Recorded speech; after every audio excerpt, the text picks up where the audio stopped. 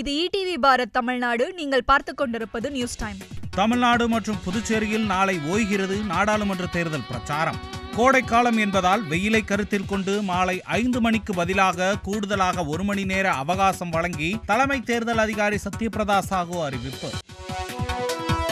வடசென்னை நாடாளுமன்ற தொகுதி திமுக வேட்பாளர் கலாநிதிக்கு ஆதரவாக வீடு வீடாக சென்று வாக்கு சேகரித்த முதலமைச்சர் மு க ஸ்டாலின். கொளத்தூர் பகுதியில் பிரச்சாரத்திற்கு இடையே இளைஞர்களுடன் கால்பந்து விளையாடி உற்சாகம். இனிப்பு வாங்க சாலை தடுப்பை தாண்டி சென்று போக்குவரத்து விதியை மீறிய ராகுல் காந்தி மீது நடவடிக்கை எடுக்க வேண்டும். கோவை பிரச்சாரத்தில் பாஜக தமிழக தலைவர் அண்ணாமலை வலியுறுத்தல். பாஜக மீண்டும் ஆட்சிக்கு வந்தால் தங்கம் விலை சவரன் 1 லட்சத்தை எட்டும்.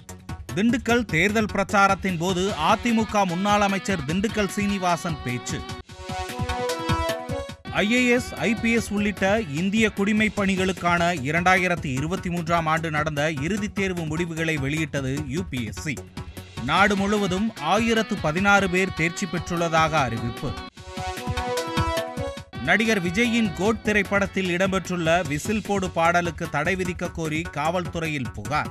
போதை பழக்கம் உள்ளிட்ட சர்ச்சைக்குரிய வரிகள் இடம்பெற்றுள்ளதாக சமூக ஆர்வலர் செல்வம் பரபரப்பு குற்றச்சாட்டு. பழம்பெரும் கன்னட நடிகர் துவாரகேஷ் உடல் நலக்குறைவால் காலமானார்.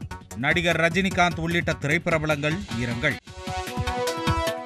தருமபுரி தொகுதி பாலக்கோடு பகுதியில் நாம் தமிழர் கட்சியின் தேர்தல் பரப்புரை வாகனத்தின் மீது அதிமுகவினர் கல்வீசியதாக குற்றச்சாட்டு.